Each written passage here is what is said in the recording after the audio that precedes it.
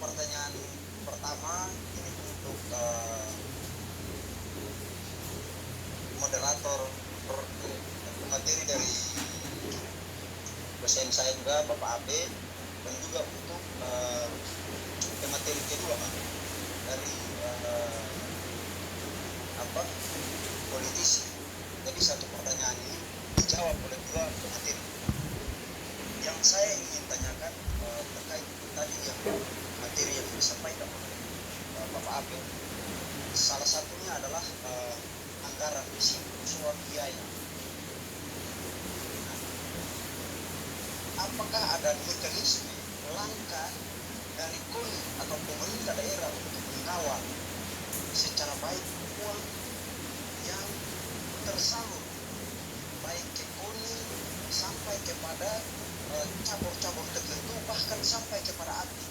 Karena biasanya begini, uang yang dikeluarkan dari pemerintah sampai ke KONI sekian, dia sampai di cabur-cabur tertentu dia sudah tidak sesuai dengan apa yang dikeluarkan, bahkan sampai ke atlet sudah tidak sesuai dengan apa yang dikeluarkan. Nah, apakah ada mekanisme khusus atau pengawasan khusus dari pemerintah daerah KONI terhadap uang-uang yang tersalur ini? Ini dari tahun ke tahun itu tetap terjadi, bahkan terakhir kemarin PON Papua itu terjadi di salah satu cabur yang saya tidak mau sebut. Itu ada pelatih yang dapat puluhan juta, ada pelatih yang tidak dapat, ada yang cuma 3 juta, ada yang 1 juta. Ini kan hal-hal yang bisa menimbulkan konflik sehingga korban itu ada. Gitu. Yang kedua, saran saya, saran atau kritikan ya, kepada kita punya pemateri dari politisi terkait dengan apa yang tadi sudah disampaikan terkait dengan keterlibatan politisi dalam dunia olahraga. Ya, apa yang disampaikan tadi memang benar ya, tapi yang saya lihat struktur KONI saat ini, karena jujur saja kita punya Bapak Gubernur ini, sebelum beliau jadi gubernur saya ini pelaku olahraga Pak. Itu kita di Jakarta sana di MES Maluku, beliau hadir dengan pakaian kebesarannya sebagai Komandan Makobrimob, bagi-bagi uang. Setelah beliau terpilih jadi Gubernur Maluku, baru saya tahu bahwa beliau jadikan olahraga ini sebagai sarana untuk tercapainya kepentingan politik. Nah, sekarang momen 2024 sudah dekat di depan mata. Percaya boleh tidak, semua orang yang dengar suara saya ini sedang dibangun kekuatan.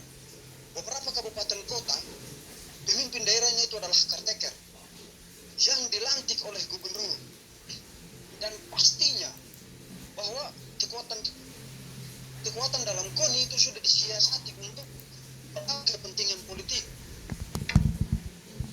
Jadi ini perlu diperjuangkan oleh wakil rakyat. Kenapa? Sehingga jangan terlalu kepentingan politisi itu dia mematikan karakter orang-orang yang punya kemampuan, orang-orang yang punya intelektual untuk membangun olahraga itu dia mati. Kenapa? Karena dengan sistem dari atas ke bawah dia menekan, sehingga orang-orang yang punya talenta itu tidak berkembang. Kenapa? Karena mereka dikunci oleh sistem. Jadi ini perlu untuk disuarakan Bapak anggota DPR. Bukan saya mau bilang apa, tapi ini memang nyata, realita. Loh, kota Ambon saja, nah, coba dicek, itu kader. Mohon maaf ya, saya sampaikan ini karena memang saya pikir pulang dari PON Jabar itu, beliau terpilih sebagai Gubernur Maluku, olahraga Maluku semakin baik. Ternyata nihil, bohong belaka apa yang disampaikan. Bahkan tidak ada pembinaan sehingga sampai atlet apa yang terjadi di kontingen Maluku di Papua sana. Padahal kan beliau sudah jadi gubernur. Jadi tolonglah disuarakan. Terima kasih.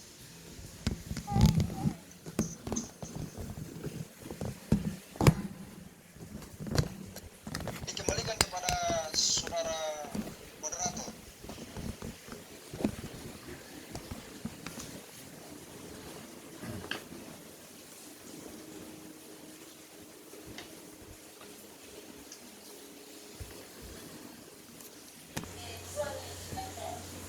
Baik, terima kasih atas kesempatan yang diberikan. Yang pertama, saya ikut merasakan apa yang dirasakan oleh para atlet, ya, terutama yang mewakili atlet hari ini. Ya, saya kenal Valen itu sebagai atlet karate yang sempat eh, mengikuti PON, ya, atlet muda potensial yang sempat mengikuti PON. Dan saya ini mulai mengikuti PON itu sejak PON ke-13, 14, 15, 16, 17, 18, 19, 20. Ya, 20 saya mengamati dari jauh saja. Eh, Memang yang dikatakan Bung Valen ini tidak salah, karena mereka yang merasakan ketika mereka baik ketika mau mengikuti PON maupun setelah mengikuti PON, dan ada keterlibatan calon gubernur ketika itu belum menjadi calon, dan mungkin karena itu salah satu strategi beliau. Banyak atlet yang dimanja. Para atlet itu bahkan medali emas, satu medali emas itu kalau tidak salah satu medali emas 25 juta. Itu dari kocak pribadi. Belum yang perak, perunggu, dan dikali dengan kalau uh, di Jawa Barat itu kan kita dapat 7 medali emas, ya. 7 medali emas. Itu lumayan itu. Saya pun kemarin itu bertekad untuk mundur dari pencalonan ketua KONI, dan saya mensponsori penuh, mendorong penuh Gubernur Maluku, bukan Murad. Yang jelas Gubernur Maluku dikembalikan kepada titah seorang gubernur. Kalau Murad yang jadi nggak apa-apa, terlepas dari kelebihan dan kekurangannya. Tetapi kedepannya wajib tetap gubernur. Mengapa? Bahwa saya dibesarkan di olahraga ini ketika ketua umum KONI semuanya ex officio gubernur. Ketua KONI Maluku, ketua umum KONI Maluku ex officio gubernur. Dan sampai ketika tidak lagi ke gubernur, ya, tahun 2017, dan ketika itu saya juga mengundurkan diri dari KONI. Sampai hari ini saya memiliki banyak pengalaman bersama seorang gubernur. Anggaran kita tidak banyak.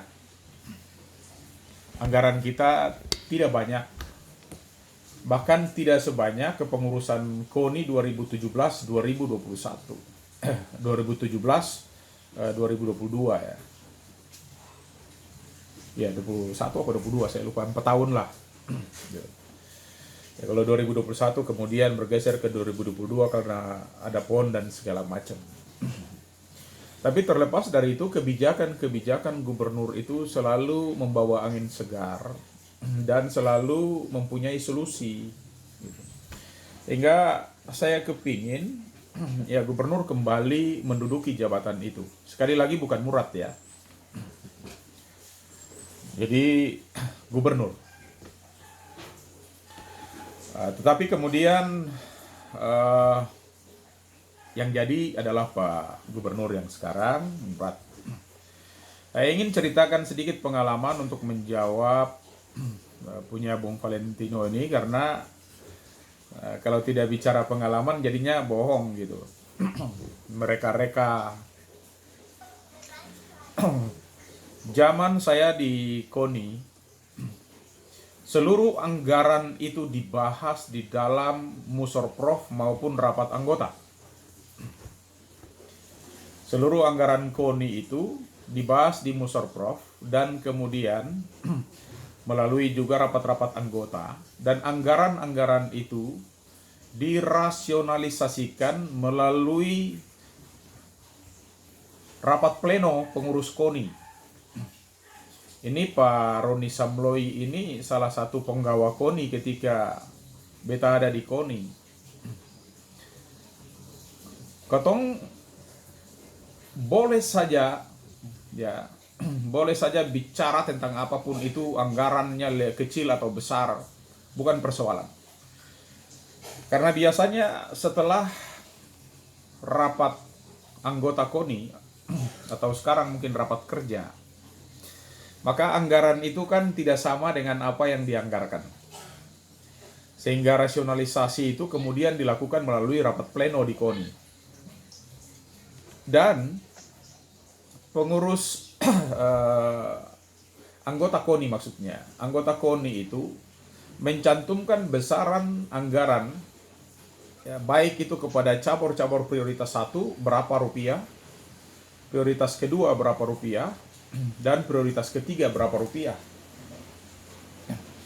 Itu sudah ditetapkan melalui rapat anggota dan kemudian direalisasikan dan dirasionalisasikan itu melalui rapat pleno di KONI. Jadi Anda mau bunuh-bunuhan, silakan bunuh-bunuhan atau habis-habisan berargumentasi ketika rapat pleno. Keluar dari rapat pleno itu sudah tidak ada lagi bicara-bicara karena sudah selesai. Begitu transparannya pengelola anggaran di KONI. Jadi katakanlah ketika zaman itu beberapa tahun ya, saya 6-7 periode pendek dan panjang, karena satu periode itu ada 2 kali dan 3 kali reorganisasi. Jadi paling tidak di zaman saya 7 periode pendek dan panjang itu. Ya. Itu semuanya masing-masing cabur itu tahu. Ada 7 cabur di cabang prioritas pertama. Ada tinju, ya, atletik, dayung, karate, kempo, taekwondo, kurang lebih itu. Dan mereka tahu berapa biaya mereka yang ada di KONI. Prioritas 2 juga tahu ada kurang lebih 15, dan prioritas ketiga yang lain. Semua mereka tahu anggaran mereka yang tersedia KONI berapa. Prinsip KONI adalah uang yang ada di KONI itu adalah uangmu. Anggaran yang ada di KONI itu adalah anggaranmu. Silakan kau mau ambil habis, silakan. Mau ambil sebagian, silakan. Ya. Mau ambil berapa saja, silakan. Artinya, kalau kau mau ambil habis dan kurang, silakan cari untuk tambah. Sekali lagi, kalau misalnya dianggarkan prioritas 1 150 juta rupiah, kau silakan ambil habis juga tidak apa-apa. Dengan catatan, kalau kurang, ya silakan Pemprov cari untuk tambah. Tetapi kalau lebih, silakan diambil untuk kepentingan organisasi. Tanpa sedikit pun, ya, tanpa 5 rupiah pun diambil oleh KONI. Dan sebelum ke PON, ya, itu KONI sudah membuat rancangannya dan sudah dimasukkan ke dalam program bahwa medali emas sekian, medali perak sekian, medali perunggu sekian untuk atlet dan sekian untuk pelatih. Kalau atlet dapat 150 juta misalnya emas, maka pelatih pun dapat 150 juta. Kalau peraknya misalnya 75 juta atau 100 juta, maka pelatih pun dapat yang sama. Tetapi pelatih kan bukan satu orang, beberapa orang, maka silakan dibagi. Ya, kalau medali emasnya ada 2, kemudian medali peraknya 2, medali perunggu 1, kan sudah dihitung akumulasi dari anggaran itu berapa, dan pelatih pasti lumayan. Nanti tanggung jawab pelatih adalah membagi dengan klubnya, membagi dengan Pengprovna, dan membagi juga dengan atletnya yang dapat itu. Dengan klub dari atlet itu. Gitu. Jadi tidak sama sekali diganggu. Dan anggaran masing-masing Pengprov itu tertulis, dilaporkan setiap waktu. dipegang oleh semua anggota. Nggak bisa main-main. Saya kaget juga ketika saya sudah turun dari KONI, ya.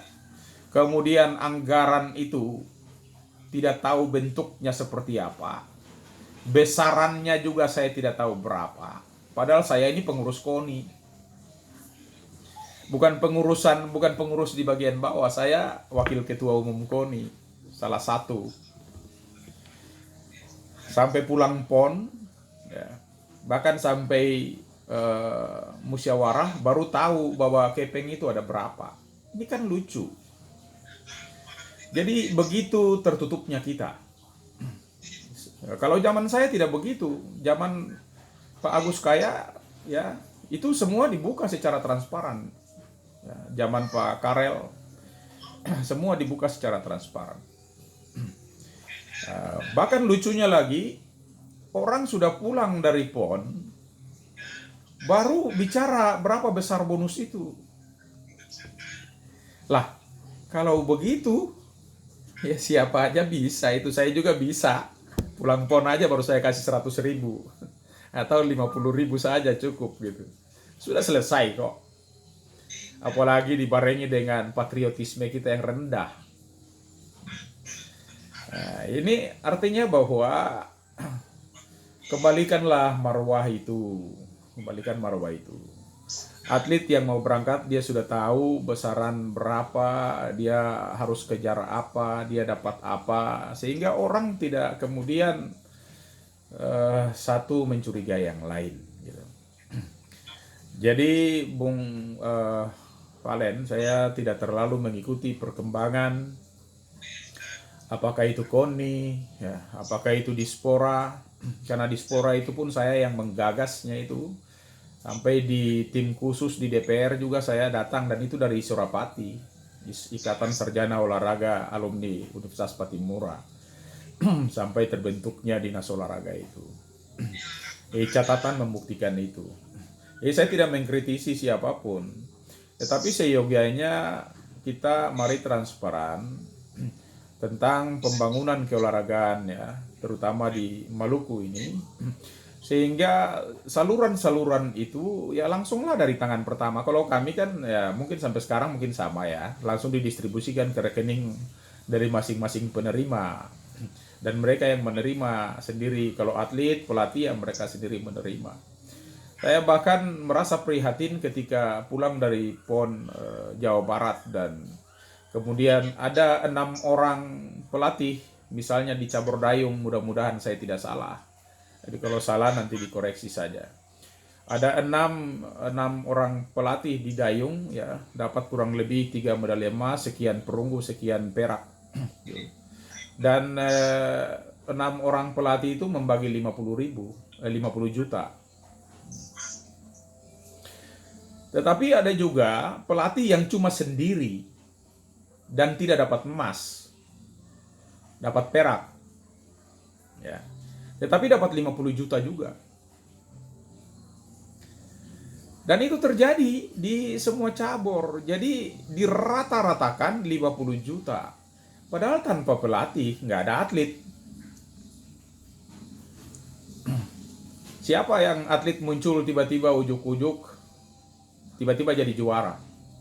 Apa yang dipraktekkan oleh seorang atlet di pentas, ya, olahraganya, apakah itu di ring, apakah itu di tatami, apakah itu di lapangan hijau, di mana saja, teknik, sekali lagi, teknik dan strategi yang ditonjolkan oleh pelatih maupun ya apa yang ditonjolkan oleh atlet itu adalah ya hasil yang diberikan, diajarkan oleh pelatih. Jadi tidak ada satu atlet pun, sekali lagi, tidak ada satu atlet pun yang bisa mempraktikkan teknik yang hebat-hebat di lapangan, di ring, di tatami, dan di mana-mana itu tanpa diajar. Artinya semua yang dipraktekkan dan menghasilkan juara atau tidak, itu adalah hasil dan produknya seorang pelatih. Terlepas apakah itu pelatih klub yang membinanya sejak awal, atau kemudian pelatih di Pengkap, ataukah pelatih di Pengprov. Jadi silakan saja. Jadi ini bagian daripada politik juga. Mudah-mudahan ya kedepannya saya sudah melihat ini sudah dikembalikan ke gubernur. Ya, semoga gubernur yang sekarang juga ikut mendengarnya, sehingga ya pakailah gubernurnya, bukan pakai muratnya.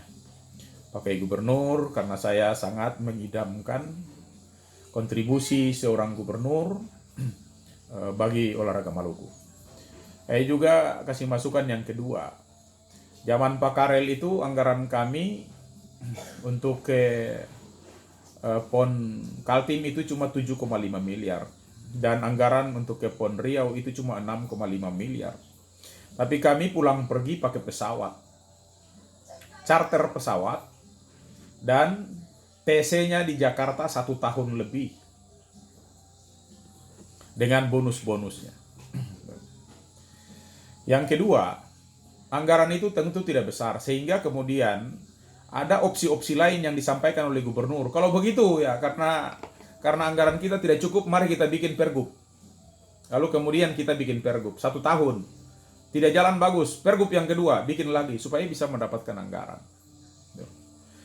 Dan ketika saya melihat bahwa ternyata pergub juga tidak memberikan solusi yang baik, saya bikin tim penggalangan dana. Sehingga tim penggalangan dana itu bekerja lagi.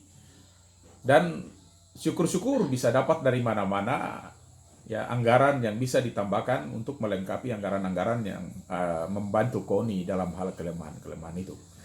Jadi lebih dan kurang figur seorang gubernur ya, terlepas dari apakah itu Murat atau siapa. Tapi saya kayak kepingin mengembalikan marwah gubernur itu dalam kepemimpinan olahraga di Maluku, karena Maluku tidak cukup untuk bisa mandiri. KONI Maluku tidak sama dengan PB, ya, pengurus besar, dan PP atau pengurus pusat yang bisa mengurus dirinya sendiri. Pengprov, Pengkap dan Pengkot itu tidak bisa seperti PB dan PP. Mereka semua lemah. Dan kita tahu itu, sehingga butuh dukungan dan bantuan dari pemerintah. Maka terkait itu, mudah-mudahan yang dikhawatirkan oleh Bung Valen ini memberikan kontribusi, masukan yang positif juga. Ya. Dan apa yang saya sampaikan di kesempatan ini bukan untuk membanding-bandingkan, tetapi untuk menyampaikan bahwa ada era keterbukaan dan era transparansi yang juga akan menjadi motivasi bagi atlet maupun pelatih yang berlaga di medan juang ya. Itu mereka berperang itu. Meninggalkan keluarga, anak, istri, ya, orang tua untuk bisa berlaga di sana dan nyawa taruhannya. Ya, tidak dipungkiri bahwa atlet-atlet kita ada yang korban nyawa, ya, meninggal dan segala macam. Ini menjadi taruhan. Jadi moga-moga hari ini dengan paparan saya yang cukup banyak, saya berharap praktisi-praktisi, ya, politikus-politikus, teman-teman kita yang ada di DPR, ya, ataukah di mana saja yang ada terlibat dalam lembaga-lembaga apapun, mari kita bersinergi, memberikan ya paling tidak bangun ya sinergitas, komunikasi itu yang paling penting. Ketika komunikasi itu jalan bagus, maka otomatis dengan sendirinya akan menjadi transparansi dalam hal pengelolaan anggaran dan seterusnya. Saya kira itu yang saya kepingin juga memberikan penghargaan dan salut yang luar biasa kepada Adinda ya, Bung Roni Samloi. Beliau ini ada di KONI maupun tidak ada di KONI, bicaranya tetap sama. Jadi ada di luar KONI maupun ada di dalam KONI, beliau bicara tidak pernah direm-rem.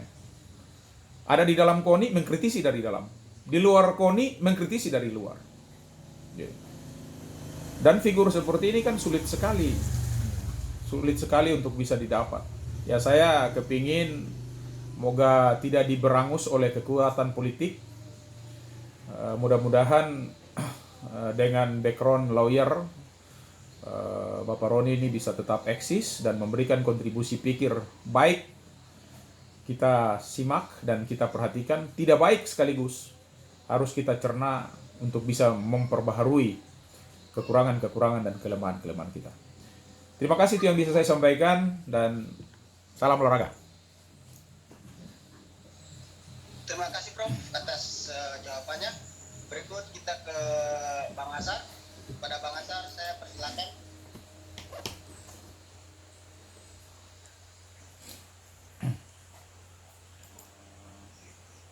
Masih mood mungkin, Bang. Ya, baik ya, terima kasih